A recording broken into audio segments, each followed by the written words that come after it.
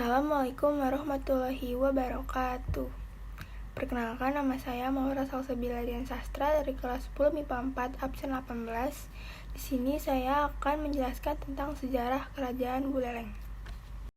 Kerajaan Buleleng adalah suatu kerajaan di wilayah Bali Utara yang didirikan sekitar abad ke-17 dan jatuh ke Belanda pada tahun 1849.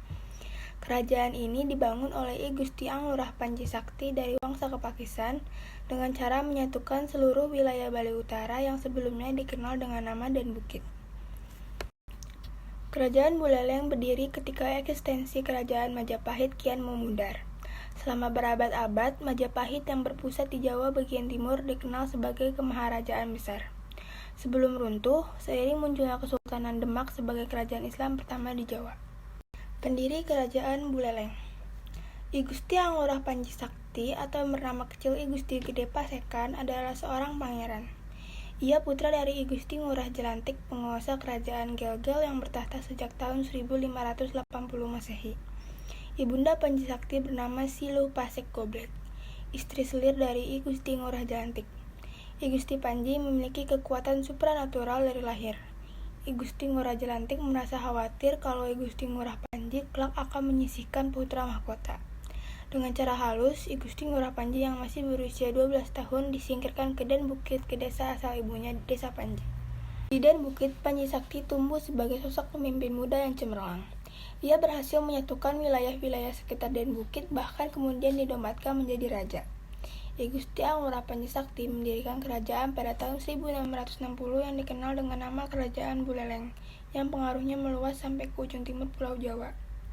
Setelah I Gusti Ngurah Panji Sakti wafat pada tahun 1704, Kerajaan Buleleng mulai goyah karena perebutan kekuasaan. Selanjutnya kita lanjut ke Kerajaan Buleleng. Di bawah pemimpinan I Gusti Anglurah Panji, Kerajaan Buleleng berkembang pesat dan langsung mencapai kejayaan di masa-masa awalnya. Kerajaan ini punya bandar dagang yang ramai karena letaknya dekat dengan pantai.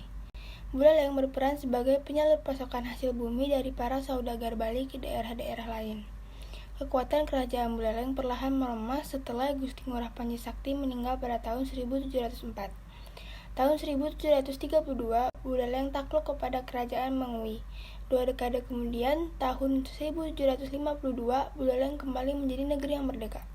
Namun, lagi-lagi Buleleng kalah perang tahun 1780 pada era kepemimpinan I Gusti Ngurah Jelantik, yaitu 1757 sampai 1780. Pemimpin Wangsa Karangasem, I Gusti Pahang Canang, berhasil merebut wilayah Buleleng.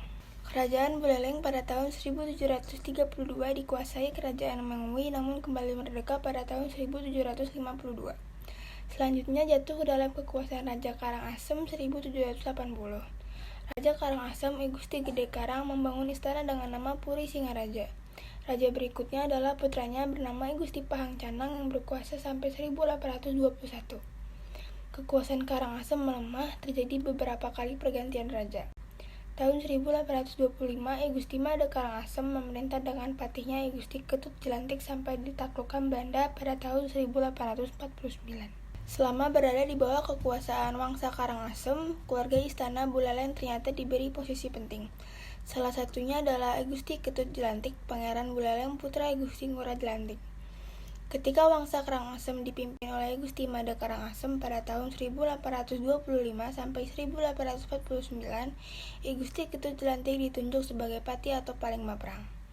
Pada tahun 1846 sampai 1849, wilayah Buleleng mendapat serangan dari Belanda. Menurut catatan, I Gusti Ketut Jelantik memimpin perlawanan rakyat Buleleng terhadap kaum penjajah.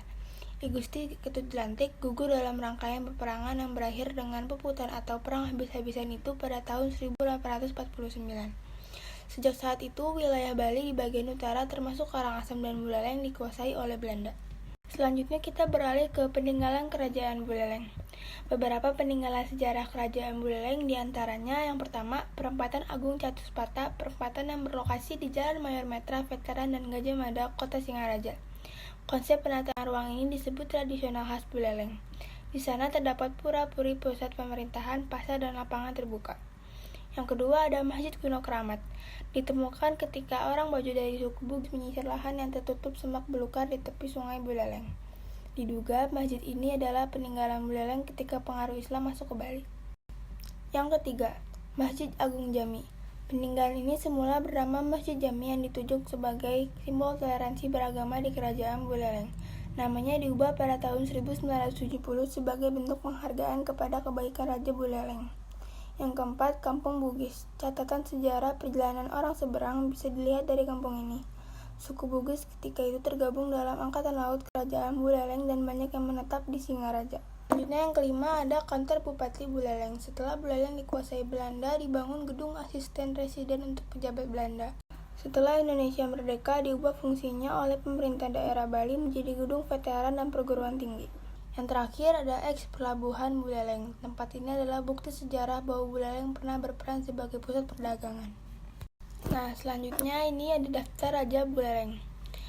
Dari Wangsa Panji Sakti ada Gusti Ngurah Panji Sakti, Gusti Panji Gede Dadudarastra, Gusti Alit Panji, Gusti Ngurah Panji, Gusti Ngurah Jelantik, dan Gusti Made Singaraja. Dari Wangsa Karangasem ada anak Agung Rai, Gusti Gede Karang, Gusti Gede Ngurah Pahang, Gusti Made Okaswari, dan Gusti Karangasem. Sekian, terima kasih. Wassalamualaikum warahmatullahi wabarakatuh.